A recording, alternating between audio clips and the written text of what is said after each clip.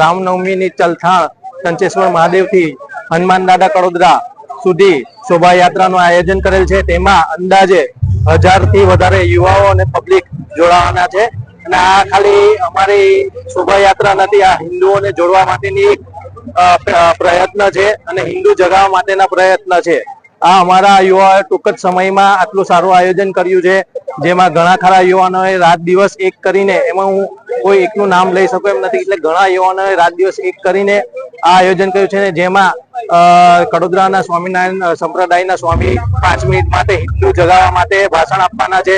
પછી નામી અનામી ઘણા કડોદરાના નેતાઓ છે, અમારા ચલથાણ ગામના વડીલો છે, પછી ચલથાણના જે અમને અંદાજે આ ખર્ચો જે 2-2.5-3 લાખનો હતો તે બધો ખર્ચો અમને દાતાઓએ પૂરો પાડ્યો છે અને યુવાઓએ રાત દિવસ મહેનત કરીને આ પ્રોગ્રામ સક્સેસ થશે એવી અમને પૂરેપૂરી છે। જય શ્રી રામ।